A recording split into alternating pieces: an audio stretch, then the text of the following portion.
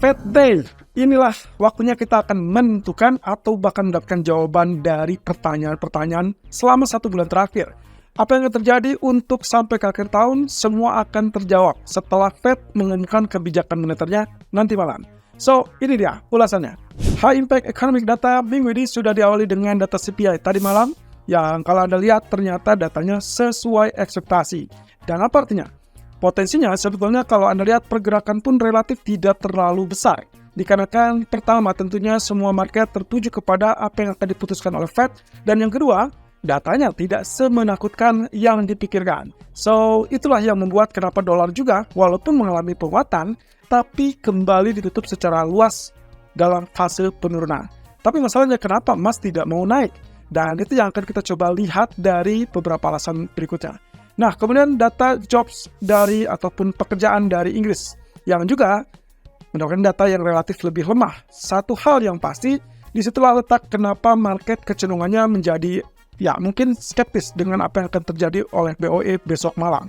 Nah, hal ini dikarenakan potensi untuk kenaikan suku bunga sepertinya mulai menyusut dikarenakan data-data yang lemah dari Inggris. Tapi walaupun demikian, data unemployment rate dari Inggris cenderung tetap di 4%-an, dan mungkin saja itu akan menjadi indikasi ataupun pertimbangan berikutnya dari BOE atau Bank of England di hari Kamis tentunya.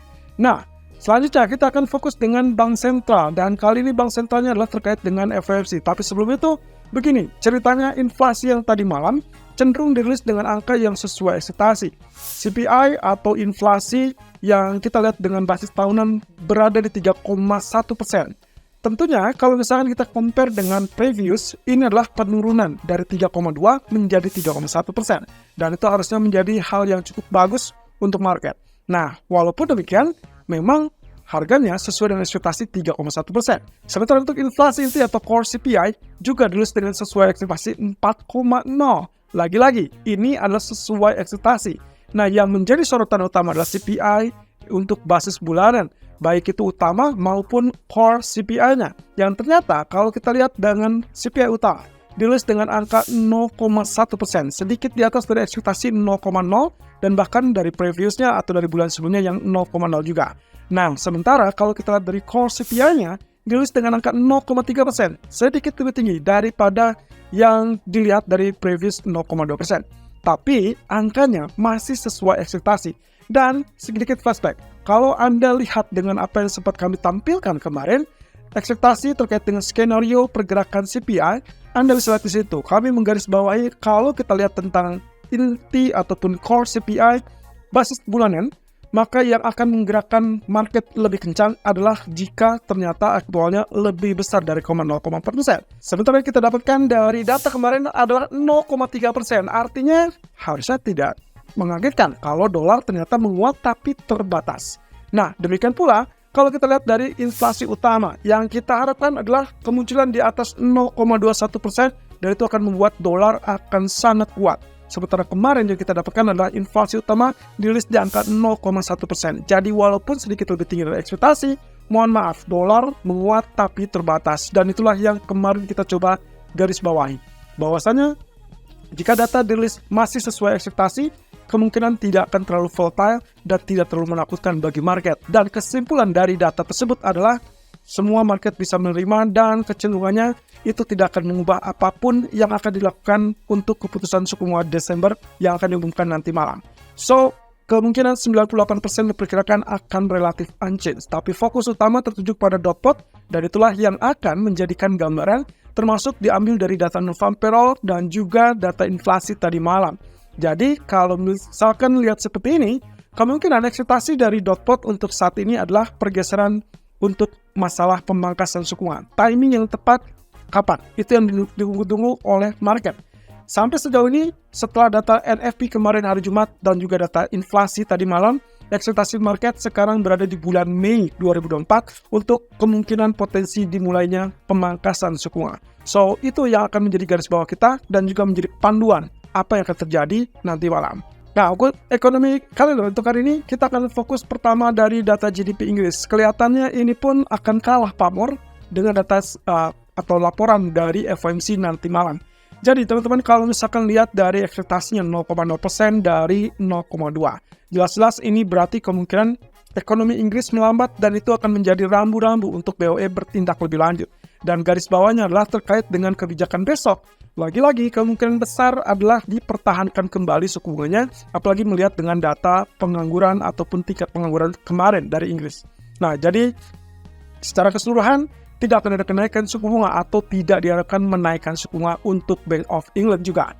Nah, tapi dengan data GDP yang relatif lebih lemah, tapi juga dengan kemudian manufaktur yang relatif mulai meningkat, ini akan menjadi dilematis juga untuk Inggris. Satu sisi, mereka masih tetap mengejar ketertinggalan mereka dari bank sentral lain untuk menekan inflasi. So, data GDP ini akan menjadi salah satu rambu-rambu yang paling penting. Kemudian data yang berikutnya adalah core PPI ataupun PPI utama dari Amerika nanti malam. Kalaupun misalnya kita lihat di sini angkanya relatif lebih tinggi daripada previous, 0,2% diharapkan untuk basis bulanan, tapi kalau misalkan kita perhatikan, kelihatannya ini akan relatif sedikit pamornya dibandingkan data CPI kemarin. Jadi, kalaupun misalkan datanya dirilis dengan angka yang sama, maka responnya pun akan relatif sama dengan kemarin data CPI. Tapi lagi-lagi garis bawahnya adalah kita akan fokus dengan apa yang akan diumumkan oleh Fed nanti malam. Nah, untuk saat ini ekspektasinya adalah unchanged alias tidak berubah alias suku bunga akan dipertahankan di level 5,25-5,5%. Jadi selama itu tidak ada perubahan, serasa yang akan kita dapatkan adalah harusnya weak dollar dan respon spontannya adalah emas ataupun pasar saham kemungkinan akan mulai kenaikan. Jadi kalaupun siang ini sedang terlihat emas mengalami penurunan, biarkan saja, tapi fokuslah dengan apa yang akan diumumkan nanti malam. Nah, Anda bisa mungkin ambil short term untuk melakukan sell, tapi hati-hati di nanti malam, sebaiknya langsung fokus dengan pengumuman dari Fed. Nah, begini ceritanya. Kalaupun misalkan yang kita lihat nantinya adalah pengumuman terkait dengan kenaikan suku bunga, maka kita berdasarkan dari apa yang sudah disampaikan oleh para pejabat Federal Reserve, kurang lebih terpecah konsentrasinya. Ada beberapa yang mendukung untuk kenaikan suku bunga, tapi mayoritas mendukung untuk kemungkinan berhentinya kenaikan suku bunga. Nah, tapi juga garis bawahnya adalah ada mayoritas 6 suara yang kecenderungannya memilih masih tetap terbuka untuk opsi kenaikan ataupun bertahan. Jadi, ini akan sangat seru, sekaligus akan sangat volatile kalau terjadi kejutan nanti malam. Nah, satu sisi, begini yang akan kita lihat. Potensi reaksi yang kemungkinan terjadi saat Fed mengumumkan suku bunganya. Terkait dengan kebijakan suku bunga Desember, 98% memperharapkan kemungkinan Fed tidak akan menaikkan suku bunga. So, kita kunci di situ, hold ataupun unchanged di 5,25 ataupun 5,5%. Kemungkinan dolar akan mulai penurunan, dan itu berarti USD Japanese Yen juga turun karena satu arah. Kemudian emas, saham, dan juga forex lainnya berpotensi mengalami kenaikan. Sementara, kalau terjadi kejutan, katakanlah Fed tiba-tiba menaikkan suku bunga, either itu 25 basis point ataupun 50 basis point, maka dipastikan dolar akan sangat kuat. Dan itu berarti USD Japanese Yen akan rebound atau naik, emas, saham, dan juga forex lainnya akan mengalami tekanan turun. Nah, di sisi lain, 15 menit kemudian mungkin tidak akan lama dari apa yang diumumkan terkait dengan suku bunga Desember. Dot plot dari suku bunga. Ini adalah alur suku bunga untuk tahun mendatang.